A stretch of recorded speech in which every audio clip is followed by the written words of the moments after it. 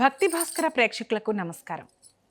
మహాభారత ఇతిహాసాలలో పాండవులైన ధర్మరాజు, భీముడు, అర్జునుడు వారి పరాక్రమాల గురించి చెప్పినన్ని కథలు నకుల సహదేవుల గురించి అంతగా ఉండవు. వారి గొప్పదనాలు జనబాహుల్యంలోకి రాలేదు. పంచపాండవులుగానే ఉన్నారు కానీ వారి ఉనికి చాలా తక్కువ. అసలు మహాభారతంలో నకుల సహదేవుల యుద్ధతంత్రాలు, శాస్త్ర నైపుణ్యాలు వంటి ఇత్యాది అంశాలు తెలియచేసేందుకు ప్రముఖ ఆధ్యాత్మికవేత్త మల్లాది రామనాథ శాస్త్రి గారు ఈరోజు మన స్టూడియోలో ఉన్నారు. వారిని అడిగి అన్ని విషయాలు తెలుసుకుందాం. నమస్కారం గురువుగారు. నమస్కారం. గురువుగారు, మహాభారత ఇతిహాసంలో కుటుంబ ధర్మం గురించి కొద్దిగా వివరించండి. అంటే ముఖ్యంగా అన్నదమ్ముల బంధం ఎలా ఉంది చెప్పండి గురువుగారు. మహాభారతం పంచమ వేదంగా ప్రఖ్యాతమైంది. మానవ జీవితానికి సంబంధించినంత వరకు, మానవ సంబంధాలకు సంబంధించినంత వరకు సర్వకాల సర్వావస్థల్లో మనిషి ఎట్లా ప్రవర్తిస్తాడు అని చెప్పడానికి వైజ్ఞానికంగా కూడా నిరూపించబడినటువంటి మహాగ్రంథం, మహా ఇతిహాసం మహాభారతం. ఇందులో ప్రధానంగా అంటే మామూలుగా లోకంలో ప్రచారంలో ఎట్లా ఉందంటే దాయాదులు కొట్టుకొని తెచ్చారు, ఇదే మహాభారతం అనేటువంటి ఒక విమర్శ కూడా ఉంది. కానీ ఉదాత్తంగా ఆలోచిస్తే అన్ని ధర్మాలతో కూడినటువంటి సమగ్రమైనటువంటి గ్రంథమే మహాభారతం. అంటే ఉదాహరణకి తల్లిదండ్రులతో ఎట్లా ఉండాలి, అన్నదమ్ములు ఎట్లా ఉండాలి, భార్యాభర్తలు ఎట్లా ఉండాలి, ఉద్యోగం చేస్తే సేవకుడి దగ్గర బాస్ ఎట్లా ఉండాలి, బాస్ దగ్గర సేవకుడు, అన్ని విషయాల్ని సమగ్రంగా చెప్పినటువంటి సమగ్ర విజ్ఞాన సరస్సు మహాభారతం. అందులో కుటుంబ ధర్మానికి విశేష ప్రాధాన్యత ఇచ్చారు. ఎందుకంటే వ్యాస భగవానుడు వేదంలో ఉండే 4 వేదాల్లో ఉండేటువంటి లేదా ధర్మశాస్త్రాల్లో ఉండే విషయాల్ని సమగ్రంగా తీసుకొని మహాభారతాన్ని ప్లాట్ఫామ్గా చేసుకొని రచించారు. అందులో విశేషంగా గమనించవలసిన విషయం ఏంటంటే, మామూలుగా మనకు ఆశ్రమాలు 4 ఉన్నాయి: బ్రహ్మచర్యం, గృహస్థాశ్రమం, వానప్రస్థం, సన్యాసం. అట్లాగే ధర్మార్థ కామ మోక్షాలని 4 పురుషార్థాలు ఉన్నాయి.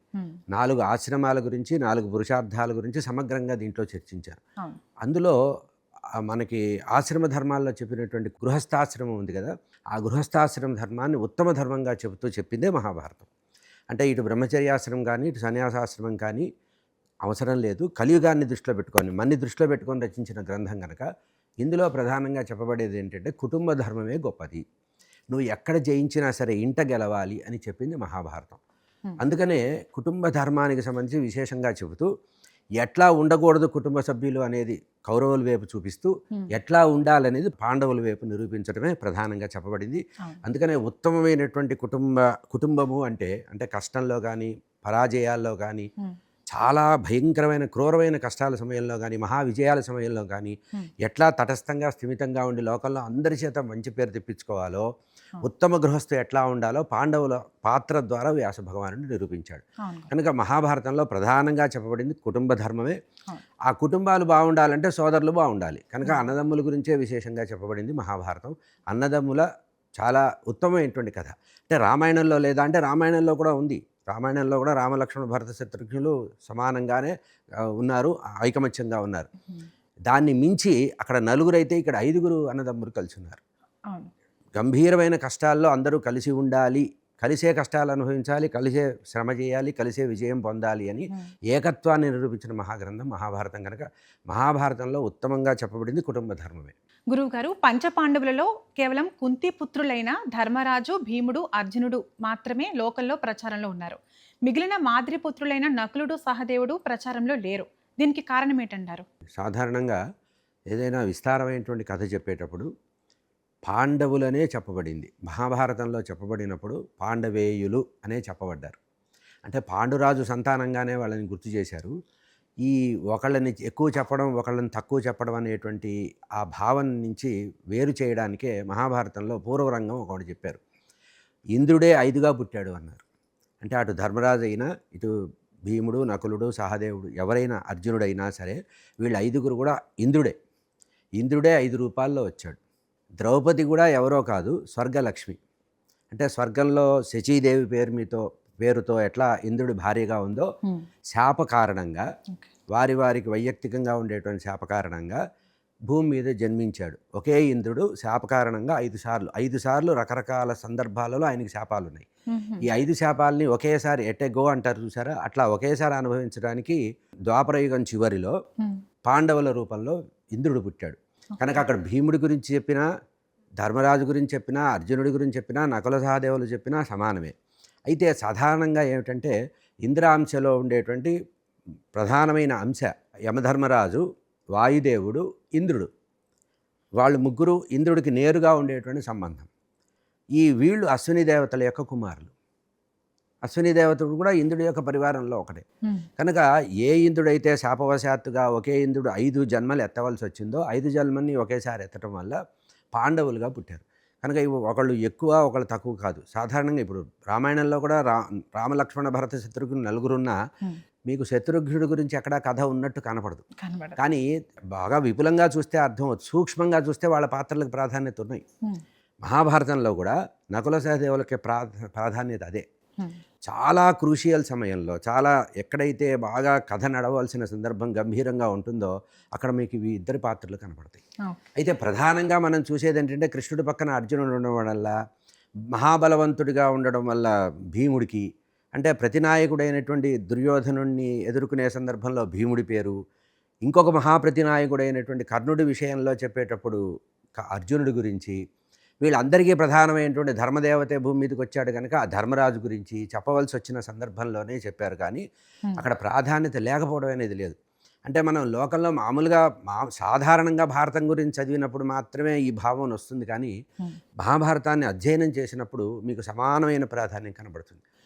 కొన్ని సందర్భాల్లో, కొన్ని ఘట్టాల్లో పాండవుల్లో ముగ్గురు కనపడరు, మీకు నకుల సహదేవులు కనబడతారు. దానికి ఒక చిన్న సన్నివేశం చెప్తా. అరణ్యవాసం చేసే సందర్భంలో వ్యాసుడు వస్తాడు. వ్యాస భగవానుడు వచ్చి పాండవుల దగ్గరికి వచ్చి ఒక మాట చెప్తారు. భవిష్యత్తులో మహాసంగ్రామం రాబోతోంది. ఈ సంగ్రామానికి మీరు మీ బలాన్ని మీరు బాగా వృద్ధి చేసుకోవాలి. కావాల్సిన అస్త్రశస్త్రాలు, వరాలన్నీ పొందవలసిన సమయం ఉంది. ఇది చక్కటి సమయం. ఈ 12 సంవత్సరాలని వ్యర్థం చేయొద్దని అప్పుడు ధర్మరాజు ద్వారా ప్రచోదన చేసి అర్జునుడిని 5 సంవత్సరాలు పక్కకి పంపిస్తాడు. హిమవత్ పర్వతాలకు వెళ్ళి పరమేశ్వరుడి గురించి తపస్సు చేసి పాశుపతాస్త్రం సంపాదించడం. ఆ తర్వాత కిరాతార్జునీయం కథ మీ అందరికీ తెలిసిందే. అర్జునుడు పాశుపతాస్త్రం అట్లాగే ఇంద్రుడు స్వర్గానికి వెళ్ళి అక్కడ అర్ధసింహాసనం పొంది ఆ తర్వాత కొన్ని అస్త్రాలు, శస్త్రాలు, ఇవన్నీ వరాలన్నీ పొందుతాడు. ఆ సమయంలో భీముడు కూడా ద్రౌపదీదేవి యొక్క కోరిక ప్రకారం సౌగంధికా వనంలో హిమవత్ పర్వతంలోనే ఇంకోవైపుగా బంగారు కమలాలు వెతికి ద్రౌపదీదేవి యొక్క కోరిక తీర్చడానికి వెళ్తాడు.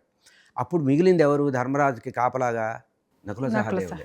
కనుక 12 సంవత్సరాల వనవాసంలో 5 సంవత్సరాలు పూర్తిగా ధర్మరాజుని, ద్రౌపదీదేవిని కాపాడింది నకుల సహదేవులే. వీళ్ళు వాళ్ళ యొక్క భుజబల దర్పంతో, ఎందుకంటే నకులుడు ఖడ్గ విద్యలో చాలా గొప్పవాడు, సహదేవుడు విలువిద్యలో చాలా గొప్పవాడు, త్రికాల వేదిగా ఉంటుంది, మహాపండితులు. వీళ్ళు ఆ ధర్మరాజు దగ్గరే ఉండి వచ్చిన అతిథులందరికీ సేవ చేస్తూ చాలా గొప్ప గొప్ప మహిమలన్నీ చూపించినటువంటి సందర్భం ఉంది. కనుక మహాభారతంలో పాండవులు 5గురికి సమప్రాధాన్యత ఉంది. ఎందుకంటే వాళ్ళందరూ ఒకటే కనుక. ఒకరే. ఇప్పుడు అద్దాల గదిలో చూస్తే ఒకే ఒక మనిషి నిలబడితే అద్దాల్లో 5గా కనబడ్డట్టుగా పాండవులు, ఇది పంచేంద్రోపాఖ్యానం, మీకు ద్రౌపది వివాహం దగ్గర ఈ కథ చెప్తారు. 5గురు ఒకరే కనుక ప్రాధాన్యతలో తేడా లేదు. అయితే వీళ్ళ గురించిగా విశేషంగా ప్రాధాన్యత చెప్పబడినటువంటి సందర్భాలు కూడా మనకు ఉన్నాయి. కనుక మహాభారతంలో 5గురికి విశేష ప్రాధాన్యత ఉంది. అయితే కథ విస్తారంలోకి వచ్చేటప్పుడు కొన్ని ఘట్టాల్లో చెప్పేటప్పటికి నరుడి కథ చెప్పేటప్పుడు అర్జునుడి కథ చెప్పారు, ధర్మదేవత గురించి చెప్పాల్సి వచ్చినప్పుడు ధర్మరాజు గురించి చెప్పారు. ఎందుకంటే మహాభారతంలో ప్రధానంగా ఫండమెంటల్గా చెప్పబడింది ఏంటంటే ధర్మ సంస్థాపనే. కృష్ణ పరమాత్మ దగ్గరుండి ధర్మరాజు ద్వారా ధర్మ సంస్థాపన చేయించాడు. అందుకనే చూడండి, రామావతారంలో రాముడు పట్టాభిషేకం చేసుకుంటే కృష్ణావతారంలో కృష్ణుడి దగ్గరుండి ధర్మరాజుతో పట్టాభిషేకం చేయించాడు. అంటే ధర్మదేవతకి పట్టం కట్టడం ప్రధానం. కనుక ఆ ధర్మానికి సహకారంగా దేవతలు వేరే వేరే రూపాల్లో మానవులుగా భూమి మీదకి వచ్చారు. ఆ వచ్చిన వాళ్ళలోనే అశ్విని దేవతలు ఇద్దరు నకుల సహదేవులుగా వచ్చారు. కనుక వాళ్ళకు కూడా విశేష ప్రాధాన్యత ఉంది. గురువుగారు, నకుల సహదేవులలో పెద్దవాడైన నకులుడి గురించి ముందుగా తెలుసుకుందాం. వారి గురించి వివరాలు చెప్పండి గురువుగారు. మహాభారత కథలో ఆదిపర్వంలో ఈ నకులుడి పాత్ర ప్రవేశం అక్కడ కనబడుతుంది మనకి. అంటే పాండవుల యొక్క జననం. ఆ పాండవుల జననానికి ప్రధానమైన కారణం ఏంటంటే పాండురాజుకి శాపం ఉంది. ఒకానొక సందర్భంలో నువ్వు కనుక గృహస్థ ధర్మాన్ని పాటించి సంతానం కోసం ప్రయత్నం చేస్తే, అంటే స్త్రీ సంగమం చేసినందువల్ల నువ్వు మరణిస్తావని శాపం ఉంది. ఈ శాపంగా భార్యలిద్దరిని తీసుకొని, ఇటు కుంతీదేవిని మాద్రీదేవిని తీసుకొని పాండురాజు అన్నగారికి రాజ్యం అప్పచెప్పేసి వచ్చేస్తాడు. వచ్చేసి పర్వతాల చుట్టూ తిరుగుతూ అడవుల్లో ఋషుల మధ్యలో తిరుగుతూ ఉంటాడు. ఆ సందర్భంలో పితృదేవతలు వెళుతూ కనపడతారు పాండురాజుకి. ఏమని చెప్తారంటే, నీకు సంతానం లేకపోతే నీకు ముక్తి లేదు, అంటే మామూలుగా భారతీయ సనాతన ధర్మం ఏమిటంటే మనకి సంతానం లేకపోతే మనకు ఊర్ధ్వలోకాలకు వెళ్ళినప్పుడు మనకి అక్కడ అకామిడేషన్ ఉండదు, మనకి ప్లేస్ ఉండదు. అంటే పితృదేవతల వర్గంలో మనం చేరాలి, ఆ ఆర్బిట్లో మనం చేరాలంటే వంశం ఉండాలి, వంశ విస్తారం ఉండాలి. నువ్వు ఇంత ధర్మాత్ముడు, ఇంత పుణ్యం చేశావు, ఇన్ని రాజ్యాలు చేశావు, కానీ నీకు సంతానం లేదు అంటాడు. అంటే నాకు సంతానం యోగ్యత లేదు, శాపం ఉంది, ఏం చేయమంటావు అని బాధపడుతూ భార్యతో చెప్తాడు, కుంతీదేవితో. ఆమె పట్టమహిషి కదా, పెద్ద భార్యతో చెప్తాడు. ఆ చెబుతున్నప్పుడు కుంతీదేవి ఒక మాట చెప్తుంది, నాథ నాకు ఒక వరం ఉంది, నా బాల్యంలో దుర్వాస మహాముని వచ్చి నాకు ఒక మంత్రం ఇచ్చాడు, ఆ మంత్రం కనుక నేను ధ్యానం చేసే ఏ దేవతను తలుచుకుంటే ఆ దేవత నాకు ఏ కోరికైనా తీరుస్తారు, ప్రధానంగా సంతానానికి నాకు ఆ అనుగ్రహం ఉంది అని చెప్తుంది కుంతీదేవి. చెప్తే అప్పుడు అబ్బో నేను అదృష్టవంతుణ్ణి, సరే నాకు సంతానం కావాలి, నాకు ధర్మయుక్తమైన సంతానం కావాలి, ధర్మదేవతని ఆశ్రయించు అని చెప్తాడు. అప్పుడు ధర్మదేవత అంటే యమధర్మరాజు. కుంతీదేవి సంకల్పం చేసి ఆ దుర్వాస మహర్షి ఇచ్చినటువంటి మంత్రాన్ని ఉపాసించి యమధర్మరాజుని పిలుస్తుంది. పిలిస్తే యమధర్మరాజు వస్తాడమ్మా, ఏం కావాలంటే నీ అంశతో నాకు కుమారుడు కావాలంటే. 1 సంవత్సరం తర్వాత ధర్మరాజు పుడతాడు. తర్వాత మళ్ళీ అంటాడు, ధర్మం ఒకటి ఉంటే సరిపోదు, బలం కూడా ఉండాలి, ధృతి ధైర్యం కూడా ఉండాలి, మంచి బలవంతుడైన వాడు నాకు సంతానంగా ద్వితీయ సంతానం కావాలి అంటే ప్రపంచం మొత్తంలో అందరిలో బలంగా నిలబడేవాడు వాయుదేవుడు. వాయుదేవుడిని పిలుస్తానంటే వాయుదేవుడిని పిలుస్తుంది అమ్మవారు కుంతీదేవి. అప్పుడు వాయుదేవుడు అనుగ్రహంతో భీమసేనుడు పుడతాడు. ఆ తర్వాత బాగానే ఉంది, జీవితంలో గెలుపు అనేది కావాలి, గెలుపు ఇంద్రుడి యొక్క అధీనంలో ఉంటుంది కనుక ఇంద్రుడి లాంటి మహాపరాక్రమవంతుడు, ముల్లోకాలని జయించగలిగే సామర్థ్యం ఉన్న సంతానం కావాలి అని కోరుతాడు. అప్పుడు ఇంద్రుడిని ప్రార్థిస్తుంది కుంతీదేవి, అర్జునుడు పుడతాడు. ఈ విధంగా ధర్మరాజు, భీముడు, అర్జునుడు పుట్టారు, ముగ్గురు పుట్టారు. సరే కాలం గడుస్తుంది, అక్కడ కౌరవులు కూడా పుట్టారు అదే సమయానికి. ధర్మరాజు, భీముడు, అర్జునుడు పుట్టిన అటు ఇటుగా కొంచెం నెలల తేడాలో అక్కడ కౌరవులు పుట్టారు. సరే బాగానే ఉంది. ఒకరోజు మాద్రీదేవి వచ్చి అడుగుతుంది పాండురాజు దగ్గరికి, ఏకాంతంగా అడుగుతుంది, అయ్యా నీ పెద్ద భార్యకి సంతానాన్ని అనుగ్రహించావు అంటే నేను చేసిందే లేదా, ఆమెకున్న వరం అది, ఆ వరం వల్ల ఇచ్చారు అంటే మరి నేనుగా నా సవితిని అడిగితే బాగుండదు, నాకు మొహం చెల్లదు, నాకు కూడా సంతానం కావాలనే కోరిక ఉంది, నువ్వు రేపు స్వర్గానికి వెళ్తే నేను స్వర్గానికి వెళ్ళాలి, నాకు సంతానం కావాలి కదా, నీ అనుగ్రహంతో నాకు ఒక సంతానం, నువ్వు చెబితే కుంతీదేవి కాదనదు అనే నమ్మకం నాకుంది, నేను అడగచ్చు, కుంతి చాలా గొప్పది, బుద్ధిమంతురాలు, కానీ నువ్వు అడిగితే బాగుంటుందంటే అప్పుడు మాద్రీదేవి పక్షాన పాండురాజు అడుగుతాడు. అయితే మాద్రి చాలా తెలివిగలది.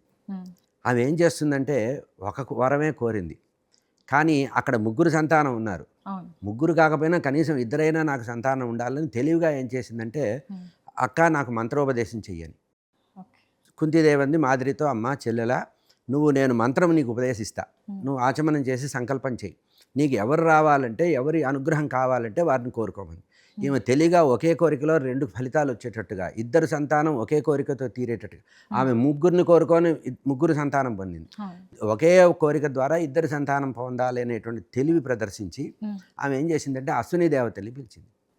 ఈ అశ్విని దేవతని పిలిచేటప్పటికి, అమ్మ ఏం కావాలంటే, మీరు 2 కదా అశ్విని దేవతలు, నాకు మీరు సంతానంగా రమ్మని కోరింది. అప్పుడు ఏకకాలంలో కమల పిల్లలుగా పుట్టారు. ఆ 2 మనకి నకుల సహదేవుడు. వీళ్ళిద్దరూ కూడా అశ్విని దేవతలు, ఆరోగ్యానికి సంబంధించినటువంటి దేవతలు, చాలా అందమైన వాళ్ళు. దేవతల్లో అశ్విని దేవతలు చాలా వేదంలో కూడా వర్ణిస్తారు. ఆ వేదంలో వర్ణించినటువంటి అశ్విని దేవతల యొక్క తేజస్సు, రూపం, విలాసము, ధైర్యం, పరాక్రమం, సత్యసంధత, నిబద్ధత అన్నీ కూడా వీళ్ళకి వచ్చాయి. అట్లా పాండవుల 5గురిలో నకులుడు 4వ సంతానంగా వచ్చాడు. ఈ నకులుడు అనే దానికి కూడా పేరు పెట్టినప్పుడు ఆ అరణ్యంలో తిరిగేటువంటి ఋషులు ఒక మాట పేరు పెట్టారు. అందరికీ ఒక్కొక్క రకంగా పేరు పెట్టారు. యుధిష్ఠిరుడు అన్నారు ధర్మరాజుకి, ఆ తర్వాత భీముడికి భీమసేనుడు మహాబలవంతుడని, అర్జునుడికి ఆ పేరు పెట్టారు. కానీ ఈయన దగ్గరికి వచ్చేటప్పటికి విచిత్రంగా ఇతని యొక్క సౌందర్యాన్ని చూసి వాళ్ళు మోహం పొందారు. నకులుడు అంటే ఆ కులంలో అంత అందమైన వాడు పుట్టలేదుట. ఆ కులము మొత్తంలో నా కులహ, ఆ కులం మొత్తంలో ఇంత అందమైన వాడు పుట్టలేదు కనుక అతని యొక్క శౌర్యాన్ని అందాన్ని చూసి, ఇంకా ఇటువంటి వాడు అంటే అల్టిమేట్ అంటారు చూసారా, అట్లా ఈ ఎవరిలో కూడా అప్పుడు సమాజంలో ఎవరు కూడా అంత అందగాడు పుట్టలేదుట. కనుక మహా అందగాడు కనుక నకులుడు అని పేరు పెట్టారు. ఇక నకులుడి గొప్పతనం ఏంటంటే ధనుర్విద్యలో చాలా గొప్పవాడు, ఖడ్గ విద్యలో అసమానమైనటువంటి పరాక్రమం కలవాడు, ఈ రథాల్ని నడిపేటువంటి చాతుర్యం, వ్యూహాలు అంటే యుద్ధంలో వేసేటప్పుడు రకరకాల వ్యూహాలు వేస్తారు కదా, ఆ వ్యూహ చాతుర్యం బాగా ఉన్నవాడు. పాండవులలో మనకి యుద్ధ విద్యలో స్ట్రాటజీ డెవలప్ చేసేవాడు అంటారే, ఓకే. అట్లా యుద్ధంలో వ్యూహాలు పన్నే వాళ్ళలో నకులుడి కంటే మించిన వాడు లేడు. ఇంకోటి ఏంటంటే, కుంతీదేవి పెద్ద సంతానం ధర్మరాజు అయినట్టే మాద్రీదేవి పెద్ద సంతానం నకులుడు. ఇతనికి ఎంత ప్రాధాన్యత ఇచ్చారంటే, మనకి మహాభారతం జరుగుతున్నప్పుడు అరణ్య పర్వం చివరిలో యక్ష ప్రశ్నలు అనే కథ వస్తుంది. పాండవులకి దాహం అవుతుంటే, ద్రౌపదికి కూడా దాహం అవుతుంటే నీళ్లు కావాలని కోరుతుంది. నీళ్లు కావాలంటే ఒక్కొక్కళ్ళు వెళతారు. ఆ యక్షుడి దగ్గర, చెరువు దగ్గర కూర్చొని ఉంటాడు. అతను ప్రశ్నలు, నేను అడిగే ప్రశ్నలకు సమాధానం చెప్పి మీరు నీళ్లు తాగండి అంటాడు. అంటే ఒకళ్ళకొకళ్ళు తొందరపడి అందరూ తొందరపడతారు. చివరికి వెళ్ళిన వాళ్ళలా రావట్లేదు, ధర్మరాజే వెళ్తాడు చెరువు దగ్గరికి. వెళ్ళేటప్పటికి నీళ్లు తాగుదామని చూసేటప్పటికి యక్షుడు అదృశ్య రూపంలో యక్షుడు కనపడి, నేను అడిగే ప్రశ్నలకు సమాధానం చెప్పకుండా వీళ్ళందరూ శరీరాన్ని వదిలారు, నీకు కూడా నీ శరీరం మీద నీకు ప్రేమ ఉంటే నేను అడిగిన ప్రశ్నకు సమాధానం చెప్పని వరుసగా ప్రశ్నలు వేస్తాడు. యక్ష ప్రశ్నలు అంటారు. ఆ యక్ష ప్రశ్నలన్నింటికీ సమాధానం చెప్తాడు. నువ్వు చెప్పిన సమాధానాలు, నీ విజ్ఞత, నీ పాండిత్యము, నీ ధర్మానికి నాకు చాలా గౌరవం వచ్చింది. నేను నీకు ఒక వరం ఇస్తున్నా.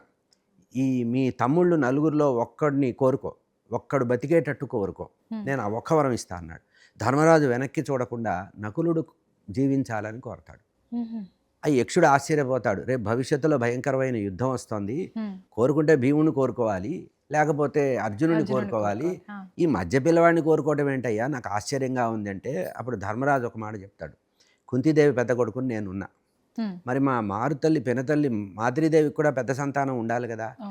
మా తండ్రి గారికి తృప్తి కలగాలంటే, మా తల్లులిద్దరికీ తృప్తి కలగాలంటే, ముఖ్యంగా శరీరాన్ని వదిలి వెళ్ళిపోయినటువంటి మాద్రీదేవికి తృప్తి కలగాలంటే, నేను జీవించి ఉన్నట్టే మా పినతల్లి కుమారుడు కూడా, జ్యేష్ఠ కుమారుడు కూడా జీవించి ఉండాలని కోరాడు. అట్లా కోరడం వల్ల ఆయన జీవితం పొందాడు. ఆ తర్వాత యక్షుడు సంతోషపడి మిగతా వాళ్ళని కూడా బ్రతికించాడు. ఇక్కడ ప్రధానంగా చెప్పబడేది ఏంటంటే, ధర్మరాజుకి తన సోదరులందరిలో కూడా ఎక్కువగా బాగా ముద్దుగా చూసుకుంటూ, తెలివిగలవాడిగా, ఎప్పుడన్నా అవసరం వస్తే సలహాలు తీసుకోవడానికి ఉపయోగించుకునేటువంటి దగ్గర ఆత్మీయుడిగా ఉన్నవాడు నకులుడు. కనుక మహాభారతంలో ప్రాధాన్యత దగ్గరికి వచ్చేటప్పటికి ముఖ్యమైన ఆలోచనలు చేసేటప్పుడు, రేపు భవిష్యత్తులో పట్టాభిషేకం చేసుకొని ప్రజల్ని పరిపాలించినప్పుడు కూడా నకులుని అట్లా కూర్చోబెట్టుకునేవాట. ధర్మతత్వం బాగా తెలిసినవాడు, ధర్మం తెలిసినవాడు, మహాపౌరుషవంతుడు. ఈ నకులుడి జీవితం చదివితే అర్థమయ్యే విషయం ఏంటంటే, అతను అశ్వహృదయం బాగా తెలిసినవాడు. అంటే పశువులలో గుర్రాలు ఉన్నాయి కదా, అశ్వాలు ఎట్లా ఉంటాయి, వాటిని ఎట్లా మచ్చిక చేసుకోవాలి, వాటిలో జాతిలో ఉన్నతమైన జాతి ఏది, అశ్వాలకు ఉండే అనారోగ్య సమస్యలు ఏంటి, ఉత్తమమైనటువంటి అశ్వం ఏమిటి, ఇట్లా ఇవన్నీ కూడా తెలిసినటువంటి మహాజ్ఞాన సంపన్నుడు. అంటే వెటర్నరీ డాక్టర్ అంటారు చూసారా, అటువంటి దాంట్లో అశ్వానికి సంబంధించినటువంటి మంచి స్థాయి కలవాడు నకులుడు. అంటే మామూలుగా అశ్విని దేవతలు ఇద్దరుంటారు. అశ్విని దేవతల్లో నాసత్యుడు అని ఒకతను ఉన్నాడు, పెద్దవాడు. అశ్విని దేవతలు ఇద్దరు అని చెప్పా కదా, అందులో నాసత్యుడు అనే పెద్దవాడు. ఆ నాసత్యుడు అనేటువంటి అశ్విని దేవతల్లో పెద్దవాడే మనకి నకులుడిగా పుట్టాడు. ఇతను ద్రౌపదీదేవి ద్వారా కూడా సంతానం పొందాడు. ఇక్కడ మనకి మహాభారతంలో వివరం చాలా ఎక్కువగా ఉంది. శతానీకుడు అనేటువంటి కుమారుడు ఈ నకులుడికి కలిగాడు. ఎవరి ద్వారా? ద్రౌపది ద్వారా. ఆ తర్వాత నిరమిత్రుడు అనేటువంటి సంతానం కూడా ఉన్నాడు. నిరమిత్రుడు అనేటువంటి రెండో కొడుకు కూడా ఉన్నాడు. ఇతనికి బహుసంతానం ఉంది.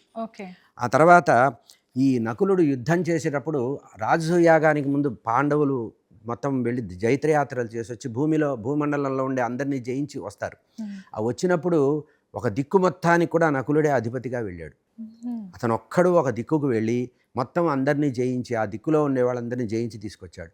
ఇంకా నకులుడి గొప్పతనం ఏంటంటే, విరాట పర్వంలో కథలో మనకి దక్షిణ గోగ్రహణం అనేటువంటిది ఉంది. దక్షిణ గోగ్రహణం, సుశర్మ అనేటువంటి వాడు గోవుల్ని తీసుకువెళ్ళిపోతే విరాట మహారాజు యుద్ధానికి వెళతాడు ఆ ఆవుల్ని తిప్పుకొని రావడానికి. వెళ్ళినప్పుడు ఒక్క నకులుడే 700 మంది మహావీరులను సంహరించాడు. అంటే మహావీరుడుగా, యుద్ధ ప్రావీణ్యం బాగా ఉన్నవాడుగా, సైన్యాన్ని బాగా నడపగలిగినటువంటి చాతుర్యం, వ్యూహం బాగా ఉన్నవాడు నకులుడుగా కనబడతాడు. అయితే ఇందాక మీరు మొదట్లో ఒక మాట అన్నారు, ఏంటంటే నకులుడి గురించి మనకి ఎక్కువ కథలు కనబడవు కదా అని. కానీ మహాభారతంలో నకులుడు అని నేరుగా చెప్పకుండా ఆయన అనేకమైనటువంటి పేర్లతో వ్యవహరించారు. మహాభారతంలోనే అనేక పేర్లతో ఉండడం వల్ల మనకి వాళ్ళు నేరుగా కనబడరు. నేరుగా ఎందుకు మనకి అక్కడ కనబడరంటే, నకులుణ్ణి మాద్రీనందనుడు అని ఒకసారి, పాండవేయుడు అని ఒకసారి, ధర్మరాజు తమ్ముడు అని ఒకసారి, అర్జునుడు మిత్రుడు అని ఒకసారి, ఇట్లా పేర్లు చిన్న చిన్నగా మార్పడం వల్ల మనకు కథలో విస్తారంగా కనబడ్డట్టు కనబడదు. కనుక మొదటి నుంచి చివరి వరకు ఇంకా నకులుడి గొప్పతనం గురించి మహాభారతంలో ఇంకోసారి ఏం చెప్పారంటే, మహాభారత యుద్ధం తీవ్రంగా జరుగుతున్నప్పుడు ఒకానొక సందర్భంలో భీష్ముడికి ఎదురుగా వెళ్ళి కొంచెంసేపు నిలువరిస్తాడు. యుద్ధభూమిలో భీష్ముడు కదలకుండా చేయగలిగిన సామర్థ్యం నకులుడికి ఉన్నట్టుగా కనబడుతుంది. ఇంకో గొప్ప విషయం ఏంటంటే, కృష్ణ పరమాత్మ రాయబారానికి వెళుతూ వెళుతూ పాండవులందరినీ కూర్చోబెట్టుకొని, నేను రాయబారిగా వెళ్తున్నా, మీ మనసులో ఏముందో చెప్పమంటారు. ధర్మరాజు, భీముడు, అర్జునుడు ఏం చెప్తారంటే, మాకు యుద్ధం చేయడం ఇష్టం లేదు, దాయాదులతో కొట్లాడడం ఇష్టం లేదు, శాంతి సంధి చేసి రమ్మని. కానీ నకులుడు ఏమని అంటాడంటే, ఈ మాట నాకు నచ్చదు, నాకు నచ్చేది ఒకటే, ఎట్టి పరిస్థితిలో యుద్ధమే అయ్యేటట్టు ప్రయత్నం చేసిరా, నేను సిద్ధంగా ఉన్నా. మా అన్నలందరూ విశ్రాంతి తీసుకున్నా, స్నేహం చేసినా, నేను కౌరవుల్లో ఒక్కడిని కూడా మిగలకుండా ఓడిస్తా. కావాలంటే ఉప పాండవుల యొక్క సహాయం తీసుకొని, అభిమన్యుడు మొదలైనటువంటి వాళ్ళ సహాయం తీసుకోనన్నా నేను యుద్ధం చేస్తాను, గెలుస్తాను, కనుక నాకు తిరుగులేదు అన్నాడు. అంటే 5 పాండవుల్లో బాగా క్రౌర్యంగా పరాక్రమాన్ని ప్రదర్శించి, బాగా ఉత్తేజితమైనటువంటి మాటలు మాట్లాడి, అవసరం వస్తే శత్రువుని రెచ్చగొట్టి, మిగతా సోదరులలో కూడా ఒక రకమైనటువంటి ఉద్దీపనం కలిగించేటటువంటి, ఉండడానికి నాలుగవ తమ్ముడే అయినప్పటికీ కూడా బుద్ధి చాతుర్యం చాలా గొప్పవాడు. సంధికి ఒప్పుకోలేదు. సంధికి ఒప్పుకోలా, నేను ఒప్పుకోను అన్నాడు. కృష్ణ పరమాత్మ అడిగాడు, ఎవరెవరు ఏం చెప్పాలి అంటే, అయ్యా వీళ్ళందరూ పెద్ద మనుషులు, బుద్ధిమంతులు, నాకంత వినయం ఏమీ లేదు, నేను తప్పకుండా యుద్ధం చేస్తా. ఎందుకంటే ద్రౌపదీ పరాభవాన్ని నేను ప్రత్యక్షంగా చూసిన వాళ్ళల్లో నేనున్నాను, మనసు బాగా దెబ్బతిన్నవాడిని, అన్నగారి మొహం చూసి ఊరుకున్నాను, కానీ లేకపోతే అప్పుడే లేపేసేవాడిని, కనుక భవిష్యత్తులో యుద్ధమే కావాలి. యుద్ధం రావడానికి మీరు ఏం చేస్తావో బావా, నువ్వు యుద్ధమే చెయ్యి, యుద్ధం అవుతుంది అనేటువంటి మాట చెప్పాలి, నీ రాయబార యొక్క సారాంశం ఏం కావాలంటే యుద్ధమే కావాలి అన్నాడు. కనుక అటువంటి మహాపరాక్రమ సంపన్నుడు, ఖడ్గ విద్యలో చాలా గొప్పవాడు.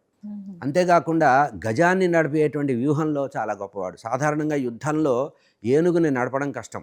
గుర్రాన్ని అయితే మనం కళ్ళెం పట్టుకొని ఏదైనా నడుపుతాం, ఏదో చేస్తాం, కానీ ఏనుగుని అంత తొందరగా, అంత పెద్ద సంగ్రామ రంగంలో ఏనుగు చెదిరిపోకుండా, బెదిరిపోకుండా అటు ఇటు ఉన్మత్తంగా తిరుగుతుంది. కానీ యుద్ధంలో వ్యూహాత్మకంగా ఏనుగుల్ని నడపగలిగే సామర్థ్యం ఒక్క నకులుడికే ఉంది. అది నకులుడి యొక్క విశేషమైనటువంటి ప్రతాపం. చాలా వినయ సంపన్నుడు, అవసరం వచ్చినప్పుడు వినయ సంపన్నుడే. విరాట పర్వంలో మీరు చూసినప్పుడు ధర్మరాజు అడుగుతాడు, చాలా కోమలమైన వాడివి, మంచి అందమైన వాడివి, ఇంత అందాన్ని ఎక్కడ దాచిపెట్టుకుంటావు నువ్వు, రేపు మనం అజ్ఞాతవాసంలో వెళ్ళినప్పుడు నీ అందాన్ని ఎక్కడ దాచి ఎట్లా బతుకుతావంటే, నాకు అశ్వశిక్షణ బాగా తెలుసు, నేను ఎవ్వరికి కనబడకుండా గుర్రపుశాలలో గుర్రాలని మేపుతూ, గుర్రాలని పెంచుతూ ఉంటాను అని చెప్పి ఆ రకంగా అజ్ఞాతవాసంలో గడిపాడు. అంటే అర్థం ఏంటంటే, తన సౌందర్యాన్ని కూడా దాచుకోవడానికి అది ఒక చిన్న అవకాశంగా పెట్టుకున్నాడు. అంటే బుద్ధి చాతుర్యం బాగా ఉన్నవాడు అని చెప్పడానికి చాలా చాలా ఉత్తేజంగా పనిచేస్తాడు. ఇంకో విషయం చెప్పారు, అరణ్యవాసానికి, జూదంలో ఓడిపోయి అరణ్యవాసానికి బయలుదేరుతున్న వాళ్ళల్లో నకులుడు ఎట్లా వెళ్ళాడు అంటే చెప్పారు. అటు వ్యాస భగవానుడు తెలుగులో తిక్కర కూడా చెప్పారు, మొహం మీదంతా మట్టి కప్పుకొని, దుమ్ము కప్పుకొని, మొహం మీద బట్ట వేసుకొని వెళ్ళాట. ఎందుకంటే ఆ రోజుల్లో ఇందాక చెప్పా కదా, నకులుడి కంటే అందమైన వాళ్ళు లేరు. ఆయన అట్లా అరణ్యాలకు వెళుతుంటే ఆ పౌర జానపదమంతా కూడా, ఇంద్రప్రస్థపురాణంలో ఉండేటువంటి స్త్రీలందరూ కూడా ఎక్కడ మోహానికి బాధపడి విరహం బాధపడతారో అని, ఎవరికీ తన రూపం పూర్తిగా కనపడకూడదని చాటు చేసి వెళ్ళాట. అంత పౌరుషం ఉన్నప్పటికీ, అంత తేజస్సు ఉన్నప్పటికీ కూడా చివరికి శరీరాన్ని వదిలేటప్పుడు కూడా సౌందర్యాహంకారంతోనే వెళ్ళిపోయాడని మహాప్రస్థాన పర్వంలో, మనకి స్వర్గారోహణ పర్వంలో వ్యాస భగవానుడు రాశారు. ఎవరెవరు ఎట్లా వెళ్ళిపోయారంటే, నకులుడు ఎట్లా వెళ్ళిపోయాటంటే తన సౌందర్యాహంకారంతో వెళ్ళిపోయాట. అంటే మనిషి శరీరం వదలాలంటే ఏదో ఒక అహంకారం ఉండాలి, ధనాహంకారమో ఏదో ఒకటి. తన సౌందర్యాహంకారంతో తాను శరీరాన్ని వదిలాడు. అట్లాగే స్వర్గారోహణకి అంటే తన సౌందర్యము, తన యొక్క స్థితి ఏమిటో తెలుసుకున్నటువంటి యథార్థ జ్ఞాని, పాండవుల్లో యథార్థ జ్ఞాని. అయితే కేవలం ఇంత శక్తి ఉంది కదా అని చెప్పి విర్రవీగే తత్వం కూడా లేదు. మొత్తం మహాభారతంలో ఆలోచిస్తే ఒక్క కృష్ణరాయబారానికి ముందుగా ఇందాక చెప్పినట్టుగా నాకు యుద్ధమే కావాలి అని ఒక్కసారి ఎదురు తిరిగి మాట్లాడినట్టుగా అనిపిస్తుంది. కానీ మహాభారతంలో ఇంకెక్కడా కూడా భోగభాగ్యాల విషయంలో కానీ, ఇతర విషయాల్లో కానీ మనసు పెట్టడం కాకుండా, అన్నదమ్ములకి మధ్యలో ఉంటూ, అన్నదమ్ములందరికీ కూడా అణుకువగా ఉంటూ, తలలో నాలుక అన్నారు. నకులుడు గురించి చెప్తూ తలలోని నాలుక అన్నారు. ఇంకో గొప్పతనం ఏంటంటే, పాండవులు 5 ఉన్నప్పటికి కూడా నకులుడి మీదే దృష్టి పెట్టేవాడు ఎక్కువగా ధర్మరాజు. ఎందుకంటే చాలా కోమలమైన వాడు, అందమైన వాడు, ఎక్కువ శ్రమ పడలేడు, కనుక ఇతని గురించి ఎక్కువ ఆలోచించేవాట. ఈ భీమసేనుడు, విరాటపురంలో భీమసేనుడు వంటలవాడిగా ఉన్నాడు. వంటశాలలో, రాజుగారి వంటశాలలో వంట చేస్తూ ఉండేవాడు. మంచి రుచివైన పదార్థాలు, బాగా మధురమైన పదార్థాలు ఉంటే వాటిని ముందు నకులుడికి పంపించేవాట. అంత ప్రేమ. అంటే అన్నదమ్ముల యొక్క అనుబంధం విషయంలోకి వచ్చేటప్పటికి, అంటే రాజ్యం చేసే రోజుల్లో అడవుల్లో ఉన్నప్పుడు అజ్ఞాతవాస సమయంలో కూడా ఐకమత్యంగా ఉన్నటువంటి సోదరులలో నకులుడు అందరి మనసును గెలుచుకున్నటువంటి వ్యక్తి. అందుకే నకులుడు మహాభారతంలో విశేషమైన పాత్రగానే చెప్పవచ్చు. గురువుగారు, అలాగే సహదేవుడు ఏ రంగాలలో నిపుణుడు, ఎలాంటి వాడో కూడా వివరించండి గురుగారు. మనం కార్యక్రమంలో మొదట్లోనే అనుకున్నట్టు అశ్విని దేవతల యొక్క అనుగ్రహంతో పుట్టిన వాళ్ళే నకుల సహదేవులు. అందులో అశ్విని దేవతల్లో రెండో వాడైనటువంటి దస్రుడు అనేటువంటి వారు నకుల సహదేవుల్లో విభజన చేసినప్పుడు అశ్విని దేవతల్లో రెండో వాడైనటువంటి దస్రుడు అనేటువంటి వాడే సహదేవుడిగా పుట్టాడు. ఓకే. ఆ దస్రుడి యొక్క అంశతో పుట్టినటువంటి కారణంగా పాండిత్యాన్ని బాగా వృద్ధి చేసుకోగలిగినటువంటి సామర్థ్యం కలవాడు. పాండవులలో చివరివాడు. కుంతిదేవి ఏం చెప్తుందంటే ద్రౌపదీదేవితో, మీ 5 భర్తల్లో అతి కోమలమైనటువంటి మనస్సు, సున్నితమైన మనస్తత్వం కలవాడు మనకి సహదేవుడిగా చెప్పబడింది. సో ఎందుకు అంటే నీతి శాస్త్రంలో చాలా గొప్పవాట. ధర్మానికి ఎట్లా ధర్మరాజు ప్రతినిధో, నీతి శాస్త్రానికి మనకి మహాభారతంలో విదురుడి తర్వాత నీతి శాస్త్రాన్ని సమగ్రంగా చదివినవాడు, జ్యోతిష్ శాస్త్రాన్ని సమగ్రంగా చదివినవాడు సహదేవుడిగా కనబడతాడు. ఈ సహదేవుడి విషయంలో ఇంకా చెప్పవలసిన విషయం వచ్చినప్పుడు, ఇతను ధనుర్విద్యలో చాలా గొప్పవాడు. మామూలుగా అర్జునుడికి ధనుర్విద్య అంటారు కదా, కేవల ధనుర్విద్యే కాకుండా గదాయుద్ధము, ధనుర్విద్య, కత్తి యుద్ధం కూడా చేయగలిగినటువంటి సమర్థుడు. అంటే ఆల్రౌండర్ అంటారు చూసారా, అట్లా దేన్నైనా కూడా యుద్ధంలో ఎదురైనటువంటి శత్రువుకి వ్యూహాన్ని మార్చి అతను ఆలోచించడానికి వీలు లేకుండా కొత్త కొత్త వ్యూహాలు వేస్తూ యుద్ధంలో స్వతంత్రంగా వ్యవహరించినటువంటి పాత్రగా కనబడుతుంది. మనకి నకులుడు ఎట్లా అయితే కర్ణుడి యొక్క కొడుకుల్ని మొత్తాన్ని చంపింది నకులుడే, అట్లాగే సహదేవుడు వాళ్ళ మేనమామ సంతానాన్ని, మద్రరాజు యొక్క సంతానాన్ని కూడా సంహరించిన వాళ్ళల్లో మనకి ప్రధానంగా సహదేవుడు కనబడతాడు. సర్వకాల సర్వావస్థల్లో యుద్ధంలో ఆ అన్నగారికి, ముఖ్యంగా ధర్మరాజుకి, ఎందుకంటే ధర్మరాజు ఎప్పుడు ఆవేదన చెందుతూ ఉంటాడు, ఇంకా భీష్ముడు పడిపోలేదు, ఇంకా ద్రోణుడు పడిపోలేదు, ఇంకెప్పుడు జరుగుతుంది, కర్ణుడు ఎప్పుడు పడతాడు, ఇటువంటి ప్రశ్నలతో యుద్ధం అయిపోయిన తర్వాత సాయంత్రాలు సతమతం అవుతూ ఉంటాడు. అట్లా సతమతమైపోయేటువంటి ధర్మరాజు దగ్గరికి వచ్చి ఒంటరిగా కూర్చున్నప్పుడు ఈ సహదేవుడు చెప్పేవాడు, స్థితప్రజ్ఞత్వం అనేది చాలా గొప్పది, స్థిమితంగా ఉంటే జరిగే కార్యం జరుగుతుంది. మనం కనుక కొంచెం బెదిరిపోయినట్టు కానీ, నిరాశ చెందినట్టు కానీ, దిగజారినట్టు కానీ ఏదన్నా ఉంటే శత్రువుకి అదే బలం అవుతుంది. కనుక స్థిరంగా ఉండాలి. అంటే మన దగ్గర నిజంగా శక్తి తగ్గుతున్నా కూడా శక్తి తగ్గుతున్న విషయం శత్రువుకి తెలియకూడదు, నీ మనసుకు మాత్రమే తెలియాలి. నువ్వు ఉత్తేజపరచుకో అని ఎప్పటికప్పుడు ఉత్తేజపరుస్తూ ఉండేవాడు. అర్జునుడికేమో కృష్ణుడు ఎట్లా ఉపదేశం చేసేవాడో సహదేవుడు ధర్మరాజుకు ఉపదేశం చేసేవాడు. అన్నా, నీకు నేను చెప్పదగిన వాడిని కాదు, ధర్మం చాలా గొప్పది, ధర్మం చాలా గంభీరమైనది, ఈ యుద్ధంలో మనం తప్పకుండా గెలుస్తామని మొట్టమొదటి నుంచి ఉన్న నిర్ణయం.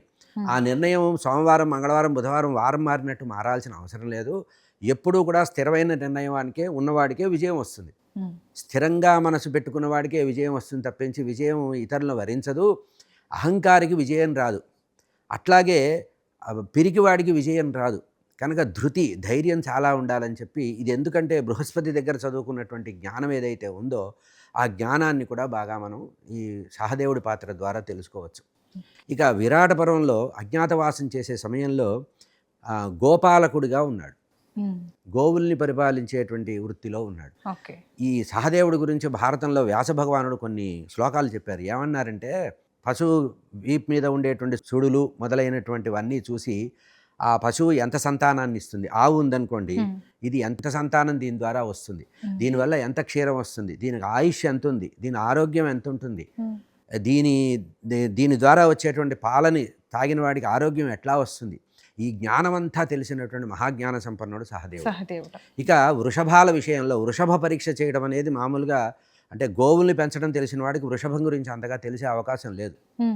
అంటే మామూలుగా స్త్రీ వైద్యులు, పురుష వైద్యులు అంటారు, ఆడవాళ్ళకు వైద్యం చేసేవాళ్ళు, మగవాళ్ళకు వైద్యం చేసేవాళ్ళు తేడా ఉంటుంది. అట్లాగే ఆవుల విషయంలో కొంతమందికి జ్ఞానం ఉంటుంది, వృషభంలో ఉండదు.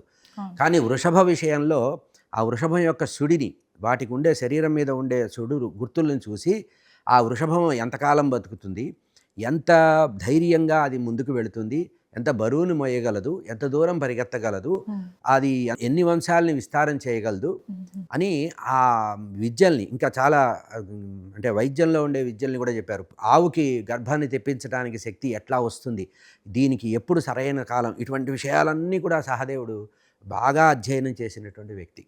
అంటే కేవలం క్షత్రియుడిగా ఉండి విలువిద్య, ధనుర్వేదము, 4 వేదాలు చదవడమే కాకుండా ఈ పశువులకు సంబంధించిన విద్యను కూడా నేర్చుకున్నటువంటి అపారమైనటువంటి జ్ఞాన నిధిగా చెప్పబడ్డారు.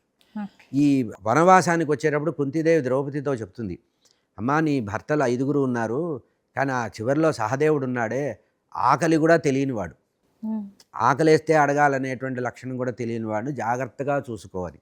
నాకు అందరికంటే ఎవరిష్టం అంటే సహదేవుడు ఇష్టం అని చెప్పింది కుంతీదేవి ద్రౌపదికి చెబుతూ. నాకు అందరిలోకి అతి ఇష్టడు అని, అంటే తన సొంత సంతానం అంటే ఇందాక కుటుంబం గురించి అనుకున్నాను చూసారా, 5 కూడా కుంతీదేవికి మాద్రీ సంతానం పట్ల విశేషం. అందుకనే పాండురాజు శరీరాన్ని వదిలినప్పుడు కుంతీదేవి ఏమందంటే, నేను జ్యేష్ఠ భార్యని, నేను సహగమనం చేస్తానని. అప్పుడు మాద్రి ఒక మాట అంది, అక్క నేను జీవించి ఉంటే నాకు నా వాళ్ళు మీ వాళ్ళు అనే, నీ పిల్లలు నా పిల్లలు అనే భేద దృష్టి ఉంటుంది, నువ్వు గనక జీవించి ఉంటే 5 ఒకటిగా చూడగలవు, కనుక నువ్వు ఉండడమే ముఖ్యము అని తాను సహగమనం చేస్తుంది మాద్రీదేవి. కుంతీదేవి మిగులుతుంది, వీరపత్నిగా మిగులుతుంది. అయితే ఇక్కడ చెప్పబడింది ఏంటంటే, తల్లిదండ్రులు ఏ భావాలతో ఉంటే పిల్లలు అట్లా పెరుగుతారు. మాద్రీదేవికి తమ యొక్క అక్కగారు కుంతీదేవి అంటే విశేషమైన గౌరవం, ప్రేమ, నమ్మకం. అదే భావం నకుల సహదేవుల్లో వస్తుంది. ఎన్ని కష్టాలు అనుభవిస్తున్నా తన అన్న అయినటువంటి ధర్మరాజు ధర్మం తప్పడు, ధర్మం మీదే ఉంటాడని 1-2 సార్లు భారతంలో గుర్తు చేసిన వ్యక్తి సహదేవుడు. ఎవరైనా ఏదైనా చిన్న విషయాల్లో పొరపాటు పడుతుంటే సహదేవుడు చెప్తాడు, అన్న ధర్మము తప్పడు.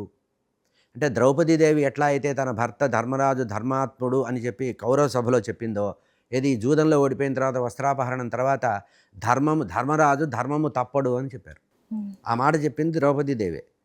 అట్లాగే సహదేవుడు కూడా చాలా సందర్భాల్లో మహాభారతంలో వెతికినప్పుడు అన్నలో ఉండే ధర్మాన్ని, భీముడిలో ఉండే ధైర్యాన్ని, అర్జునుడిలో ఉండే విజయకాంక్షని, వీటిని తన లక్షణాలుగా మార్చుకున్నాడు. అంటే రోల్ మోడల్ని సెలెక్ట్ చేసుకునేటప్పుడు సమాజంలో ఉన్న వాళ్ళల్లో, తన కుటుంబంలో ఉన్న వాళ్ళల్లో ఎవరిలో ఉత్తమ గుణం ఉంటే ఆ ఉత్తమ గుణాలన్నీ తీసుకునేటువంటి శక్తి సహదేవుడిలో ఉంటుంది.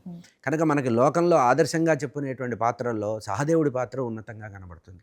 ఎందుకంటే అతను సర్వకాల సర్వావస్థల్లో ధర్మంగా స్థితప్రజ్ఞుడిగా ఉంటాడు. అంటే ధైర్యాన్ని కోల్పోకూడదు అనేటువంటి విషయం.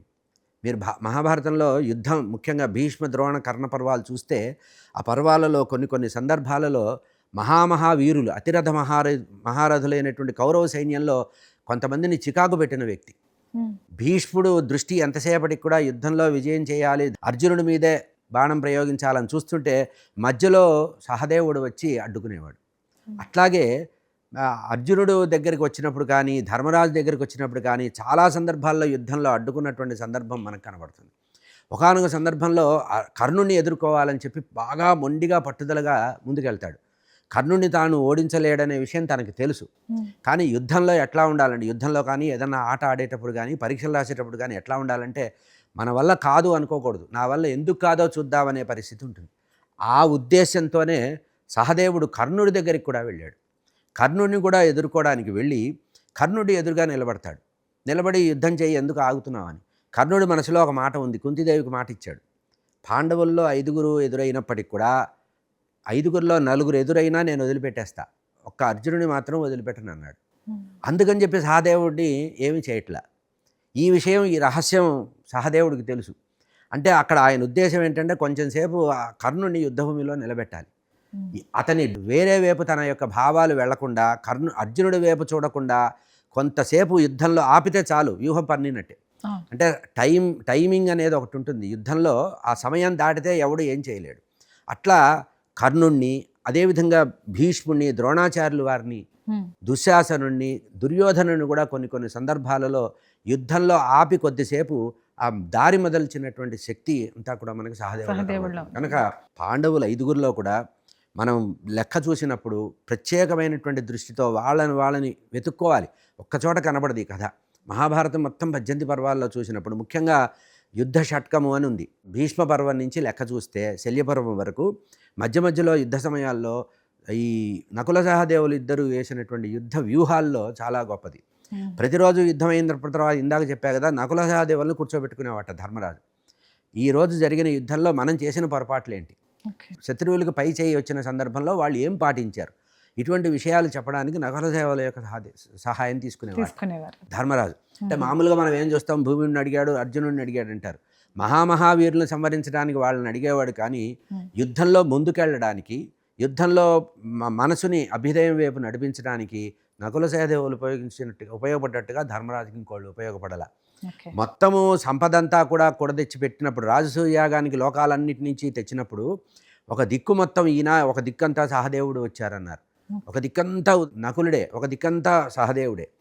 భీముడు ఒక దిక్కు వెళ్ళి జయిస్తే, అర్జునుడు ఒక దిక్కు వెళ్ళి జయిస్తే, వాళ్ళతో పాటు సమానంగా శత్రువులను జయించి మొత్తం సంపదంతా తెచ్చి ధర్మరాజు దగ్గర పెట్టినటువంటి వాళ్ళల్లో ఈ నలుగురు ఎవరు తక్కువ వాళ్ళు కాదు.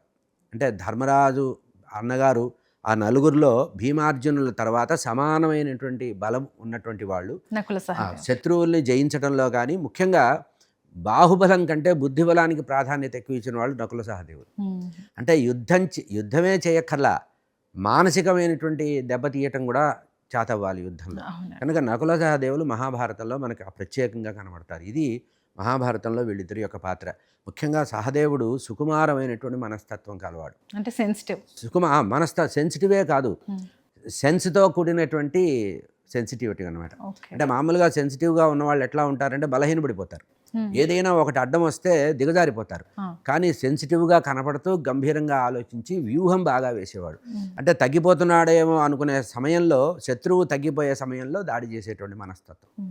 ఇంకా మీకు రాజసూయాగం జరిగే సందర్భంలో అగ్రపూజ ఎవరు చేయాలి, ఎవరికి చేయాలి అని అడిగితే ఆ సలహా ఇచ్చింది సహదేవుడే కృష్ణ పరమాత్మకి అగ్రపూజ చేయమన్నాడు. అంటే వాడు శిశుపాలుడు లేచి పిచ్చి పిచ్చిగా మాట్లాడితే, ఇంకా ఎవడైనా ఈ అగ్రపూజకు అడ్డం వస్తే నా ఎడంకాలితో వాడి ముఖం మీద తంతానన్నాడు.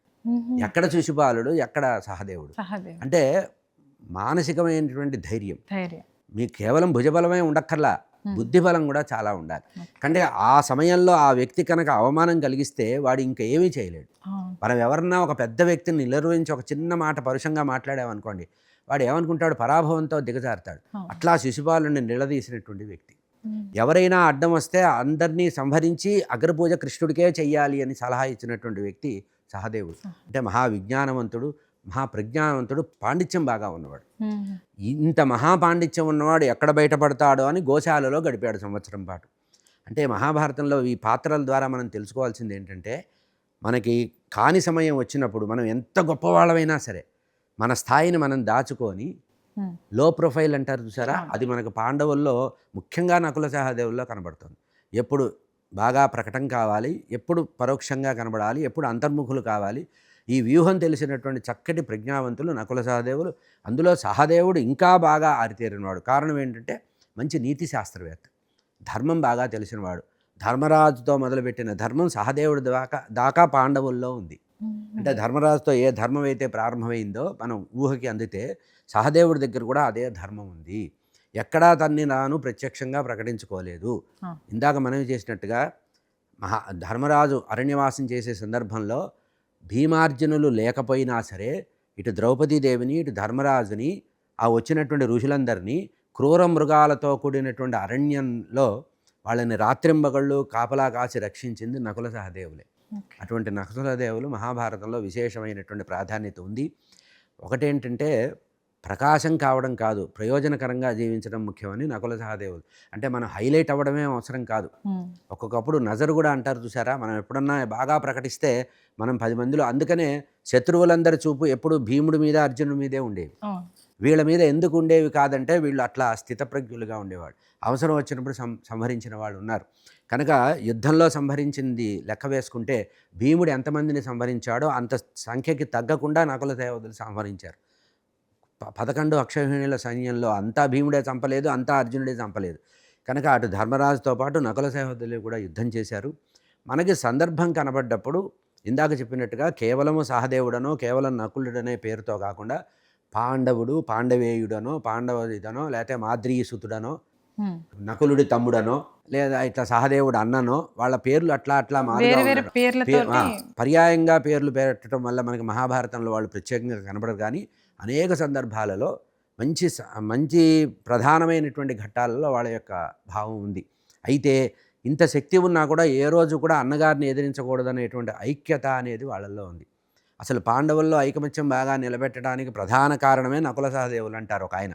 ఒక విమర్శుడు ఏమన్నాడంటే, తల్లులు వేరైనప్పుడు కూడా భావాలు వేరు కాకుండా ఉండగలిగేటువంటి, అంటే ధైర్యము, శక్తి అన్నీ ఉండి కూడా అన్నీ ఉన్నవాడు అణుగుగా ఉండడం కష్టం. కానీ అట్లా ఉండి అందరి మెప్పులు పొందారు.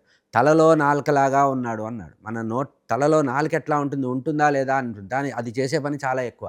ఇట్లా తలలో నాలుకలాగా ఉన్నటువంటి గంభీరమైనటువంటి పాత్రలు మహాభారతంలో నకుల సహదేవుడు.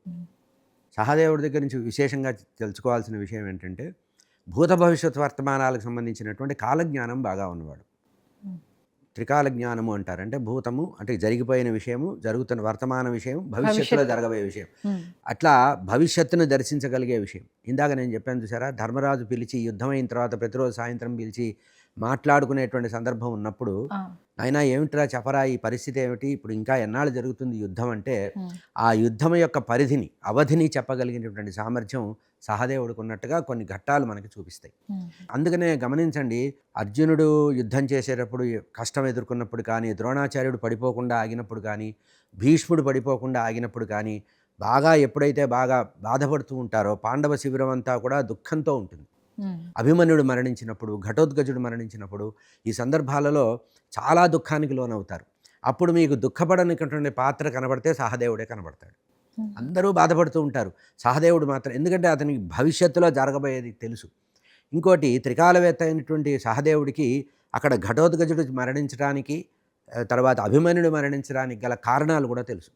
అట్లా తెలిసిన వాళ్ళు పాండవ శిబిరంలో ఇద్దరున్నారు. ఒకరు కృష్ణ పరమాత్మ, రెండు సహదేవుడు. ఎందుకంటే కృష్ణ పరమాత్మ కృష్ణస్తు భగవాన్ స్వయం అన్నారు. మొత్తం ధర్మ సంస్థాపన ఆయనకి తెలుసు.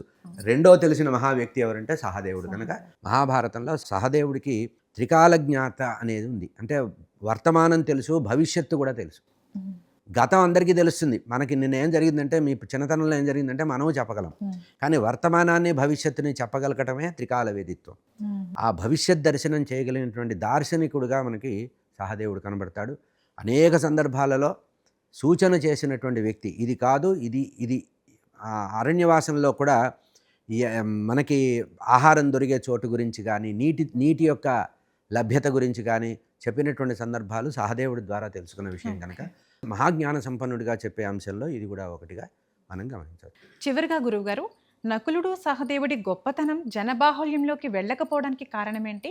వారి నిశ్శబ్ద విజయగాథలు నేటి తరానికి ఎటువంటి సందేశాన్ని ఇస్తుందంటారు?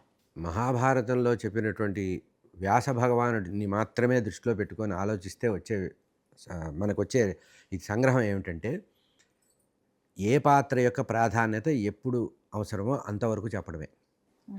ఇప్పుడు భగవంతుడు మనని సృష్టించిన తర్వాత కూడా మనం ఏ పాత్రలో ఎంతవరకు ఎట్లా ఉండాలి అంతవరకు ఉండడం అనేది రాణింపు కింద లెక్క.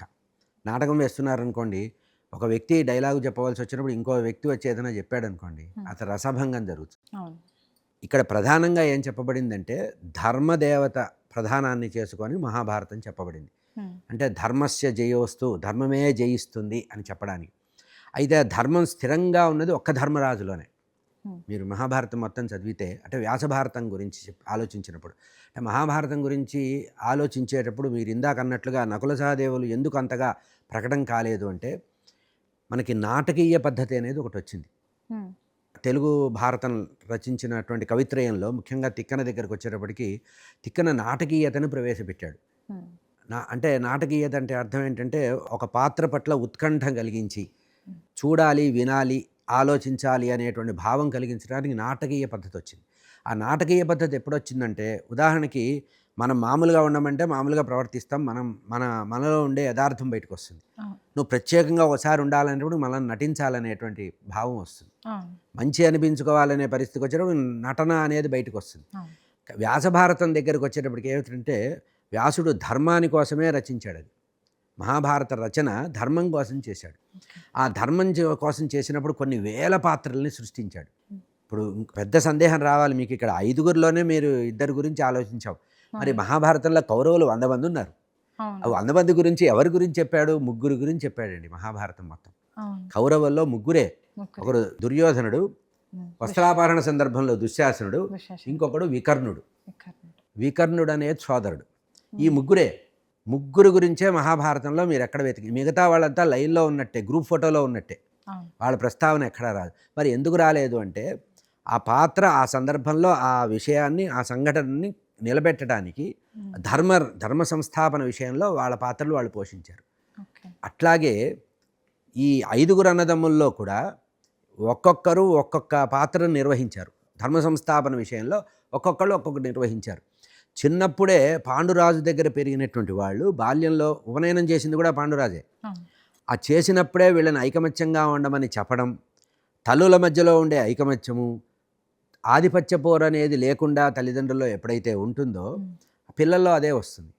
అంటే నేను బాగా ఫోకస్ కావాలి అనే భావం ఉంటే తప్పించి రాదు. కనుక ఇక్కడ ప్రధాన కథ నడిపించేటప్పుడు చూసినప్పుడు మీరు యుద్ధ సన్నివేశాలు చదివినప్పుడు తెలుస్తుంది. ఒకరోజు కొన్ని గంటల పాటు సహదేవుడే యుద్ధాన్ని నడిపించాడు. అంటే ఆ సీన్లో అంతా సహదేవుడే కనబడతాడు. ఒక రోజు యుద్ధంలో అవతల ఒక పక్కన యుద్ధం జరుగుతుంటుంది. భీముడు ఒకవైపు, అర్జునుడు ఒకవైపు యుద్ధం నడిపిస్తుంటే ఆ వైపు పోకుండా ఆపినటువంటి పాత్రలు ఎవరంటే నకులుడు, సహదేవుడు. అంటే మహావీరులను కొంతమందిని ఇటు కట్టడి చేసేసి, అంటే ఎట్లా అయితే అభిమన్యుడు ముఖ్యమైనటువంటి కౌరవ వీరులందరినీ చికాకుపరిచి అందరినీ ఒక చోట అటెన్షన్ పే చేయించి భీమార్జునులు ఇంకోవైపు యుద్ధం చేయించేటట్టు ఎట్లా నిలబెట్టాడో, ఘటోత్కచుడు ఎట్లా నిలబెట్టాడో, నకుల సహదేవుడు కూడా అట్లా యుద్ధాన్ని నిలబెట్టారు. ఈ యుద్ధాన్ని అట్లా నిలబెట్టడం వల్లే 18 రోజులు యుద్ధం జరిగింది, గుర్తుపెట్టుకోవాలి. నకుల సహదేవులే కనుక యుద్ధంలో ఆ రకంగా చికాకు పెట్టి యుద్ధంలో వ్యూహాలు మార్చి డైవర్షన్ పాలిటిక్స్ చేయకపోతే, యుద్ధంలో స్ట్రాటజీ చేయకపోతే 18 రోజులు యుద్ధం అవసరం లేదు. కనుక ఆ వాళ్ళు ప్రకాశంగా రాకపోవడానికి గల ప్రధాన కారణం ఏంటంటే నాటక రంగంలో మహాభారతం నిజంగా ప్రచారం ఎట్లా వచ్చింది? తిరుపతి వెంకట కౌల నాటక రచనలో వచ్చింది, ఉద్యోగ విజయాల నాటకం వల్ల. ఈ నాటకాల్లో ప్రధానంగా వీళ్ళనే చూపించారు. భీముడు, అర్జునుడు, కృష్ణుడు, ధర్మరాజును కూడా లేదు. భీమార్జునులతోనే మనకి ఎక్కువగా మనకు తెలిసింది ద్రౌపది వస్త్రాపహరణం. వస్త్రాపహరణలో 5గురిని అక్కడ కూర్చోబెడతారు, వాళ్ళు తలకాయ ఉంచుకుంటారు పాండవులు దాంట్లో కూడా. అట్లాగే మీకు యుద్ధంలోకి వచ్చేటప్పటికి ఉత్తర గోగ్రహణంలోకి వచ్చేటప్పుడు ఒక్క అర్జునుడి గురించే చెప్పారు. మళ్ళీ మహాభారత యుద్ధంలో దుశ్శాసనుడిని చంపేటప్పుడు, దుర్యోధనుడిని చంపేటప్పుడు భీముడు ప్రతాపం చూపించారు. అట్లాగే ధర్మరాజు శకుని విషయంలో ధర్మరాజు దగ్గర చెప్పారు, శల్యుడిని చంపేటప్పుడు చూపించారు. ఈ వీళ్ళని ఎందుకు అంటే నాటకాల ద్వారా మహాభారతం లోకల్లో ప్రచారం అయింది కనుక, నాటకాల యొక్క బాహుళ్యం వల్ల పౌరాణిక నాటకాలు, పౌరాణిక చిత్రాలు, చలనచిత్రాలు వీటి వల్ల వీళ్ళనే, అంటే కర్ణుడి గురించి ఒక సినిమా, అర్జునుడి గురించి ఒక సినిమా, కృష్ణుడి గురించి ఒక సినిమా ఇట్లా రావడం వల్ల ఉద్యోగ విజయాల్లో విజయుడు యొక్క కథ, అంటే అర్జునుడు కృష్ణుడు రథం మీద ఉండి చూపించేటువంటి కథ, భగవద్గీతలో కృష్ణుడు అర్జునుడు కనబడడం, ఇట్లాంటి కారణాల వల్ల మాత్రమే తప్పించి యథార్థంగా వ్యాసభారతం చదివితే, మూల భారతం చదివితే వాళ్ళ పాత్ర చాలా గొప్పది. ఇక వీళ్ళ ద్వారా లోకానికి వచ్చేటువంటి ఉపదేశం ఏంటి? వీళ్ళు ఏమిటి లోకానికి, మనం భవిష్యత్ తరాలకి, యువతకి ఏం చెప్తున్నారంటే, కుటుంబంలో అందరి పల్లకెక్కితే మోసేవాడేవాడు? ఇంట్లో ఉన్న 5గురు పల్లకెక్కారనుకోండి, మోసేవాడేవాడు? కనుక బేస్లో కూడా కొంతమంది ఉండాలి. అంటే కుటుంబం బాగా విజయం వైపు వెళ్ళాలి, అభ్యుదయం వైపు, ప్రగతి వైపు కుటుంబం వెళ్ళాలంటే కొంతమంది లో ప్రొఫైల్లో ఉండాలి, కొంతమంది బాగా ఫోకస్ కావాలి. ఎప్పుడు ఎవరు ముందు ఉండాలి, ఎవరు వెనక ఉండాలి అనేది కుటుంబంలో ఉండే అదొక స్ట్రాటజీ. ఆ స్ట్రాటజీని అనుసరించి పాండవుల్లో 5గురు అట్లా ఉన్నారే కానీ ఎప్పుడూ కూడా వాళ్ళల్లో ఎక్కువ తక్కువని కుంతిదేవి చూడలేదు, ద్రౌపది చూడలేదు, కృష్ణుడు చూడలేదు. మనం చూడాల్సిన అవసరం అసలే లేదు. కనుక వీళ్ళ ద్వారా మనం గమనించవలసింది ఏంటంటే, నేను ఫోకస్ కావాలి, నేను 10 మందిలోకి రావాలి, నా గురించి 10 మంది చెప్పుకోవాలి అనడం కాదు. మనము గెలవాలి, మనము నిలబడాలి, మనకి పేరు రావాలి అని మనము, అంటే భిన్నత్వంలో ఏకత్వం, ఏకత్వంలో భిన్నత్వం ఆలోచించినప్పుడు మనకు అల్టిమేట్గా కావాల్సిందేంటి? గౌరవము, స్థితి, అభ్యుదయము, సంపద. ఇది ఎవరు తెచ్చినా ఒకటే. అందుకనే మీరు గమనించండి, వనవాసం చేసే సమయంలో, అది వనవాసానికి ముందు ఏకచక్రపురంలో వీళ్ళందరూ బ్రాహ్మణ వృత్తి చేసుకొని పాండవులు యాచన చేస్తూ అడుక్కొని వచ్చేవాళ్ళు. ఆ వచ్చినప్పుడు ప్రతిరోజు తలుపు కొట్టగానే అమ్మ కుంతిదేవి ఏం చెప్పేది? పంచుకోండిరా సమానంగా అనేది. వీళ్ళు ఆహారం తెస్తే పంచుకోండి అనేది ఫస్ట్ ఆవిడ డైలాగ్ ఇదే. కారణం ఏంటంటే ఏకత్వము. ఆ ఏకత్వం తల్లి ఏదైతే చెప్పిందో కుంతీదేవి దాన్ని తూచా తప్పకుండా పాటించిన వాళ్ళు నకుల సహదేవులు. ఇంకా ఎప్పుడైనా భీముడు విభేదించినట్టు అర్జునుడు విభేదించినట్టు ఉంటుంది కానీ ఒక్కొక్క సందర్భంలో అభిమన్యుడు మరణించినప్పుడు అర్జునుడు ఎదురు తిరిగినట్టు కూడా ఉంటుంది అన్నగారి విషయంలో. అన్నగారిని నిందించినట్టు, ధర్మరాజుని నిందించినట్టు కూడా ఉంటుంది. అంటే భీమసేనుడు కీచకుడు మరణించినప్పుడు చెప్పినటువంటి సందర్భం కూడా కనబడుతుంది. ఎప్పుడూ కూడా బాగా ఎదిరించి మాట్లాడినటువంటి సందర్భం లేనిది ఒక నకుల సహదేవులే.